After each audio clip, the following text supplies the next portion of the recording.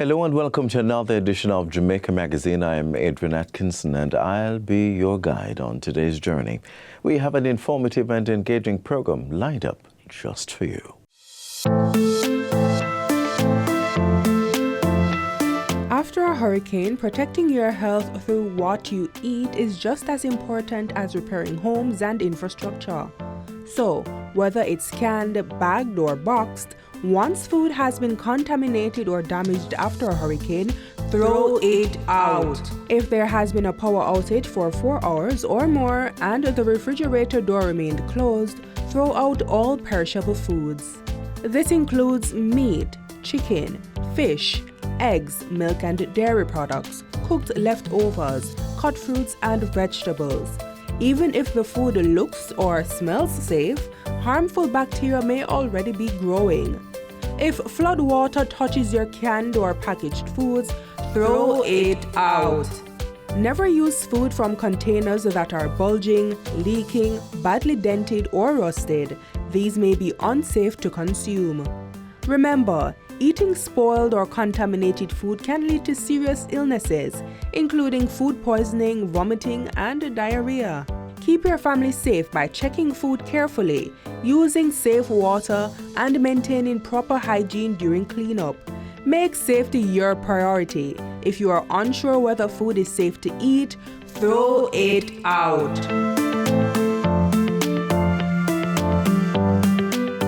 Thank you so much for staying with us right here on Jamaica Magazine. With fuel costs continuing to impact household budgets, every litre counts. Up next, to explore some of the driving habits that may be causing you to spend more at the pump and share practical ways to make your fuel go a little further.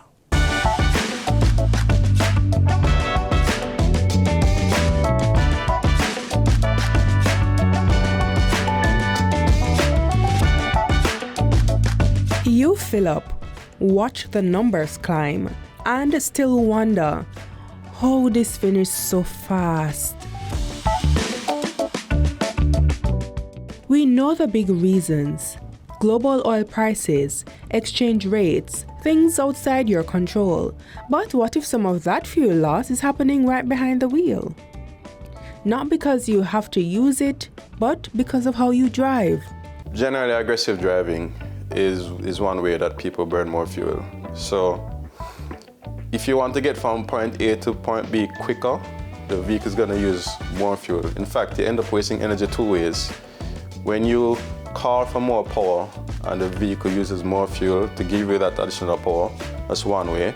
But when you have to brake suddenly as well, that heat is actually energy being wasted. Because if you think about it, when you call for more power and the vehicle develops that momentum and is moving quickly, and you have to hit the brakes to stop quickly, you lose all of that momentum, you lose all of that energy. That rush through traffic, it feels faster, but you're paying for it twice, on the gas and on the brake. And then there's something most people don't even check until it's too late: your tires. The more underinflated your tires are, the more rolling resistance you present to the vehicle. As its name would suggest, rolling resistance refers to the resistance experienced by your car tire as it rolls over a surface. To the point where it's almost akin to driving with your handbrake partially up.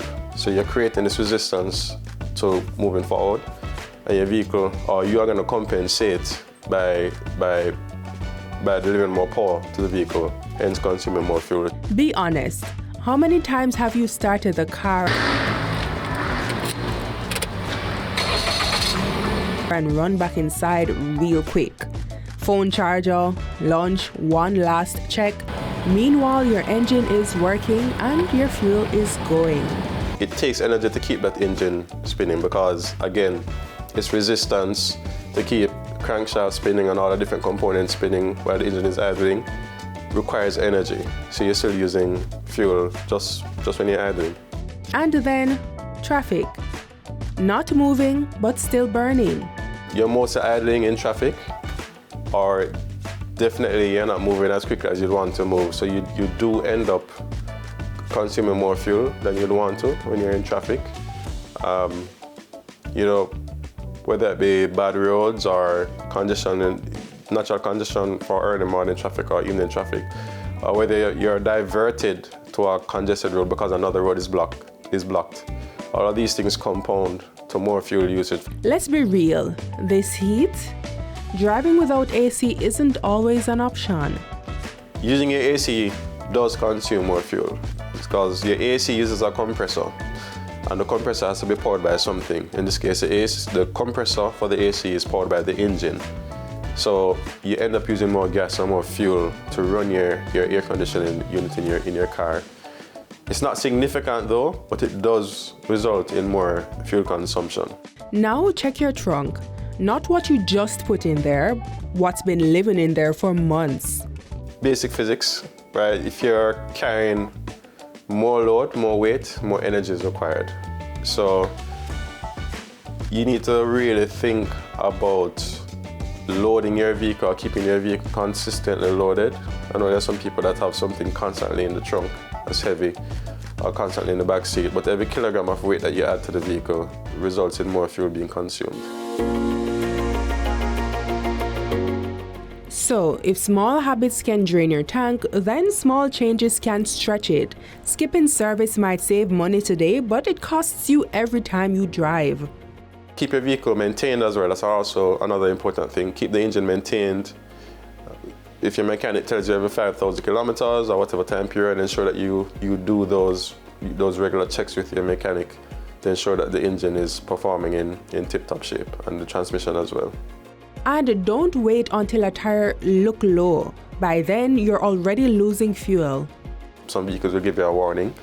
If you don't have that luxury, just ensure that you check your tire pressure regularly from time to time to keep it properly inflated. I often recommend to people to get one of those USB pumps and keep in the car to ensure that your tire is always at the recommended pressure from the manufacturer. Your car might already have a save money button or feature, you're just not using it. Most modern vehicles now have at least 2 different driving modes. One is sport mode, so that's for those that want to drive aggressive for whatever reason. Understand that sport mode means you're going to consume more fuel. And another mode that most vehicles have is an eco mode that allows the vehicle to accelerate more smoothly if you need to accelerate, so you can conserve. And here's one most people get wrong. Windows down isn't always saving you fuel. If you're moving fast, like you're on the highway, winding your window down actually produces more drag on the vehicle. So the vehicles are engineered to be as aerodynamic as possible. Aerodynamic drag is the force encountered by a vehicle as it moves through the air. When you wind your windows down, you disrupt that engineering design and increase the drag on the vehicle, and so you end up burning more fuel. So in that case, definitely the AC would make more sense to stay cool. If you're in traffic now and it's your preference and you feel comfortable doing it, definitely winding the windows down versus running the AC will save you some money. You can't control the price at the pump, but you can control what happens after. Stretching the tank isn't about using less fuel completely, it's about wasting less of it. And in times like these, every drop counts.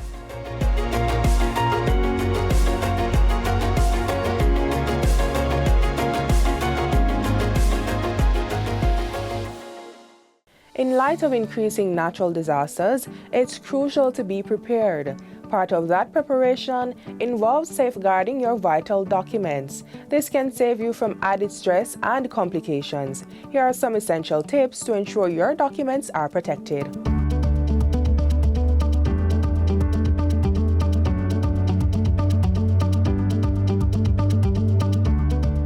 Let's start with the basics. Vital documents include birth certificates, passports, insurance policies, medical records, and property deeds. These are the lifelines you'll need during and after a disaster. Make digital copies of all your important documents. You can scan these and store them on a secure cloud service like Google Drive, Dropbox, or OneDrive. This ensures you have access to them from anywhere with an internet connection. Digital documents can also be stored on a USB drive.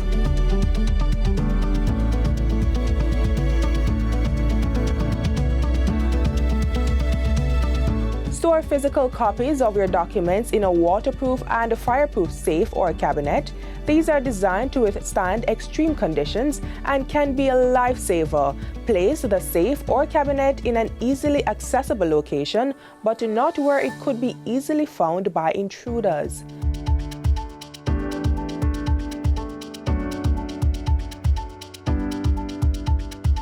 Put together a grab-and-go bag with copies of your most crucial documents. Include essential items like identification, insurance policies, and emergency contact information. This bag should be easy to carry and placed in an accessible spot in your home.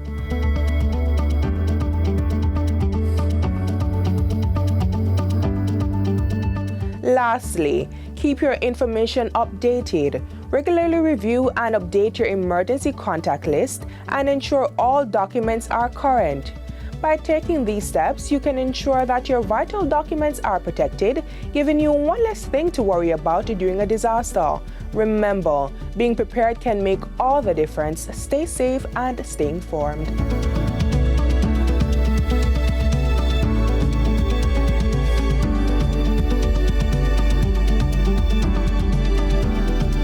Hurricane preparedness isn't just about stocking supplies and securing your home. It's also about preparing the youngest members of the family. As you observe Hurricane Preparedness Month, here are some tips on helping children understand and cope with the challenges that can come with the season.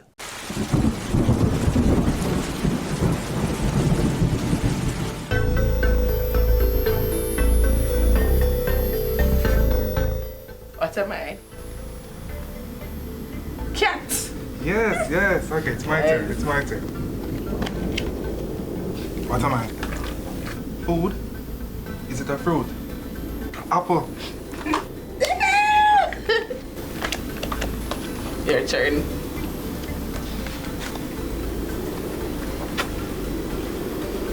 What am I? Goat? Cow? Nice.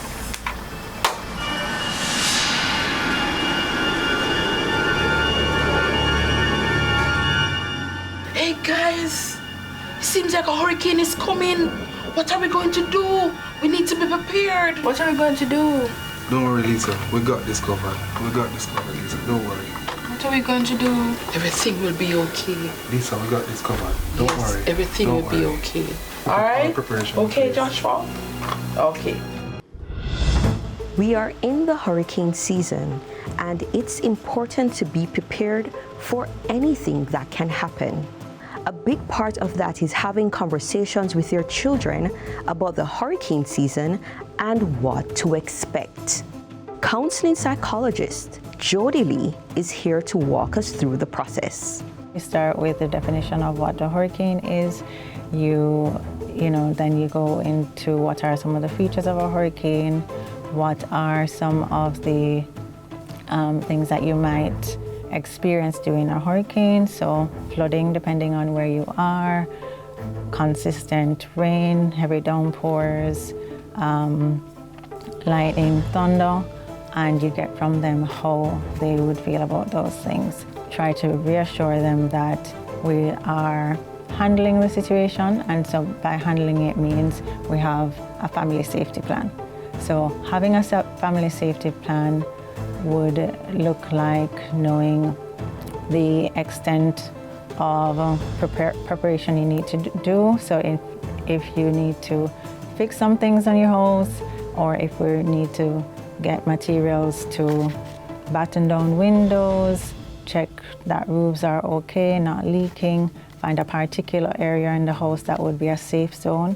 So finding things that we will need to put into a safety plan. So, the basics, water, canned food, making sure that our documents are sealed. So you would go through that entire process with them, and you involve them as much as possible. But what we want them to know is okay if you are worried, but there are things that we can do to make sure that you are safe. And so, one of those is to make sure that we are tuning into the radio and listening to the broadcast from reputable news sources. But with that also, you need to be careful as to how much you allow them to get that information. So it's important to maybe filter the information through yourself first. So you listen, you limit their access to it, and then you give them the information that they need in the moment, rather than them having access to all of this information, and it might feel like a little bit too much, a little too big, and they get overwhelmed. In preparation for a hurricane, you say to them, your devices might not work, and we might have to be preserving batteries, so we're going to go old school and we're going to play some games, or we're going to find little scavenger hunts around the house, but find things to make it interesting for them, find ways to help them to distract, but not just be distracted, but also to be connected to you so that they have that sense of security. The other thing to recognize with children, particularly the younger ones, is that their anxiety might come out through repetition. Try not to be irritated. Try not to think, all right, they're not listening and they're not paying attention.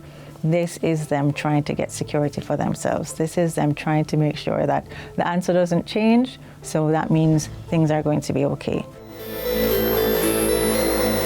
It is also important to have all your emergency numbers of government agencies, families, and friends that you can reach out to.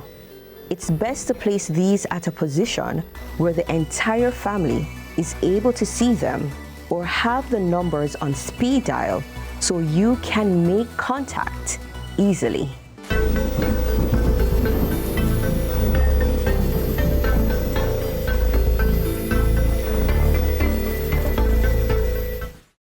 What's really inside your child's drink? Let's count it out. That flavored water, it may seem like a better option than the juices and sodas, but a 500 milliliter bottle can have up to 6 teaspoons of sugar, and a 600 milliliter bottle can have up to 9. Children under 2 should have no added sugar at all. So instead of reaching for sugary drinks, encourage your children to drink water, plain water, because when you know what's in the drink, making healthier choices is easy.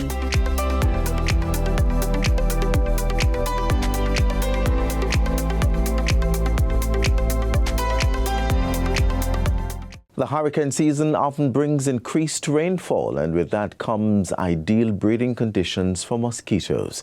Stay with us as we learn more about dengue and the simple steps we can take to protect ourselves, our families, and our communities.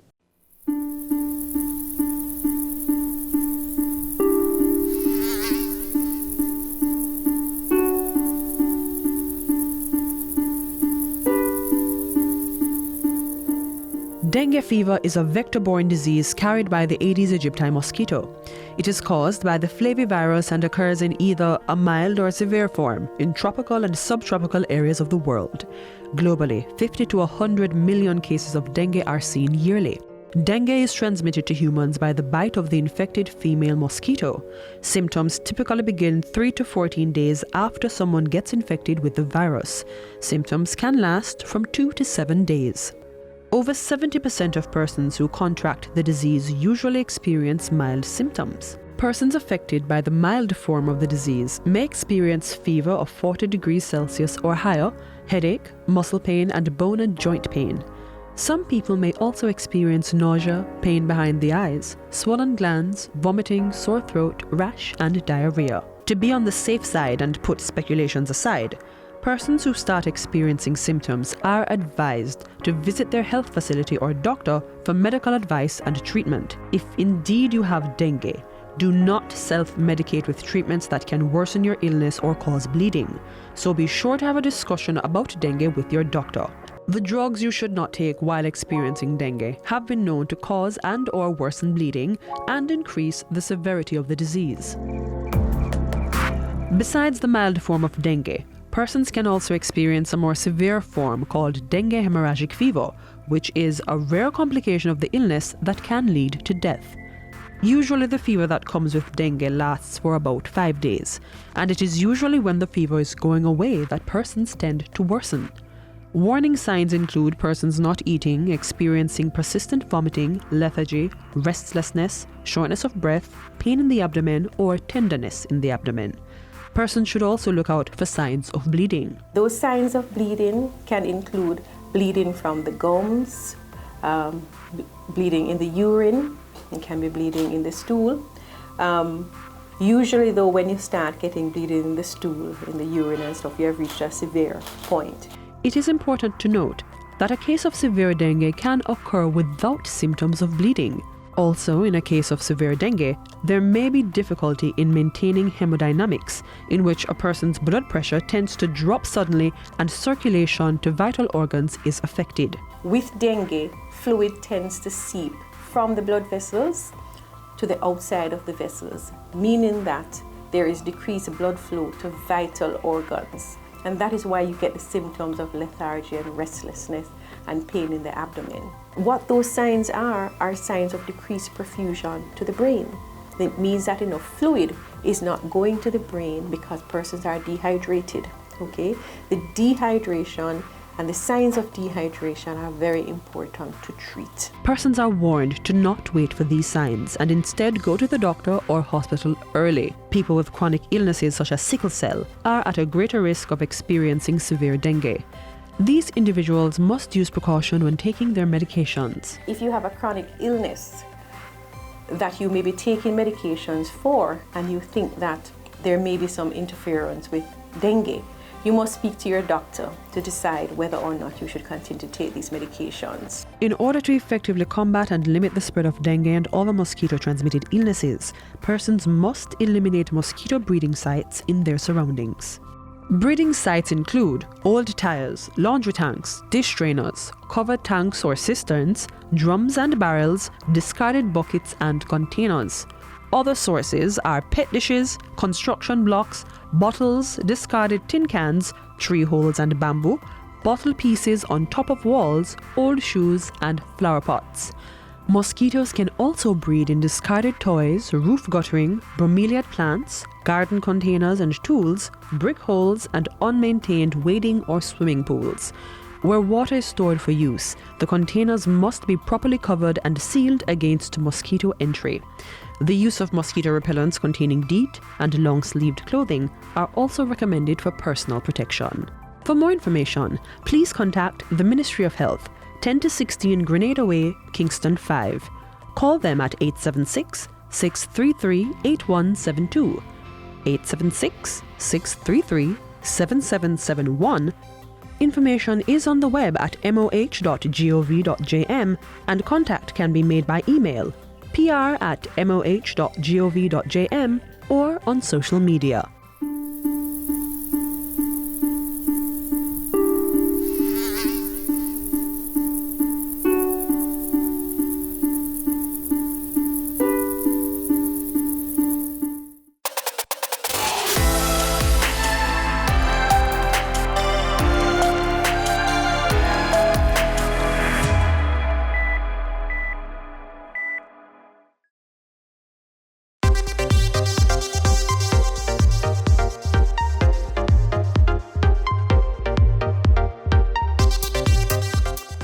What is this new qualification from the Caribbean Examinations Council?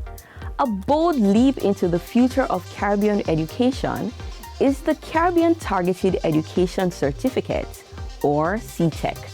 Set at the same academic standard as CSEC and CAPE, CTEC will use the same syllabuses but with a progressive twist. This isn't just about grades, it's about growth. The focus will be on related and relevant learning outcomes while supporting the gradual development of key competencies. The syllabus is also designed to allow for continuous progressive learning. This new qualification is what we call the Caribbean Targeted Education Certificate, CTEC.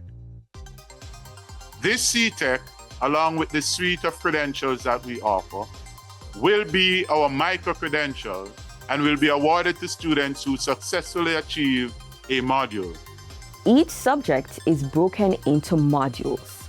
Complete one module and you earn a micro-credential.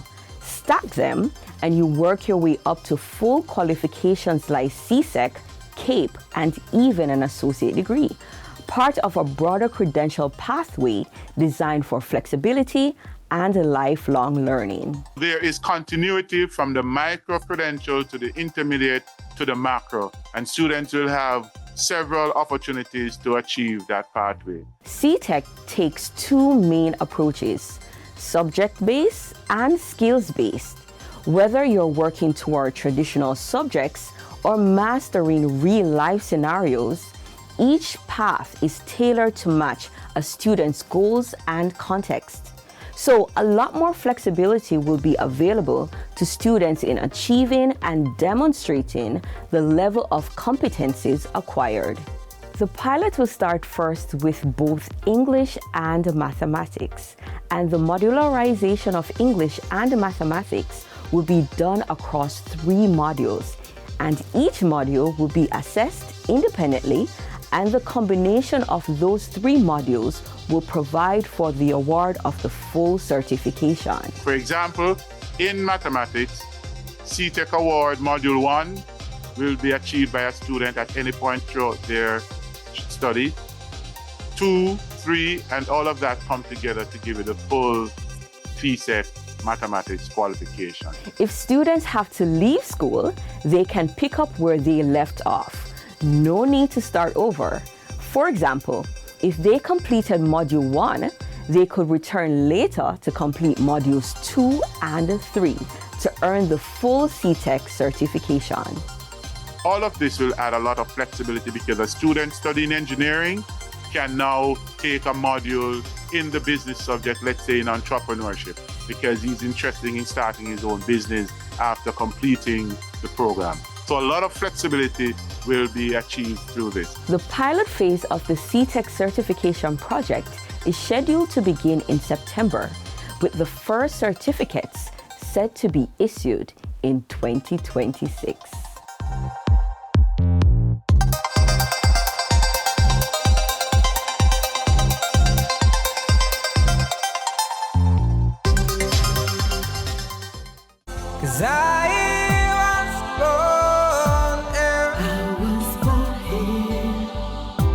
And I was raised in sunshine, Jamaica, my blessed Jamaica, mighty one, oh, I bless our land always, for strength and no vigor.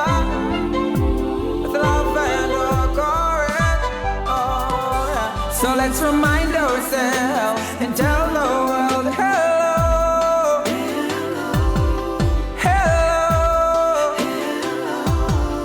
I'm a Jamaican, we are Jamaicans, hello, hello, I'm a Jamaican. We're at the end of today's edition of Jamaica Magazine. You can stay connected with us online at jis.gov.jm and on our social media platforms.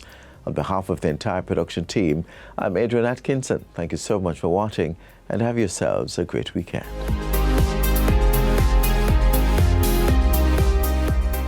This has been a production of the Jamaica Information Service, the voice of Jamaica.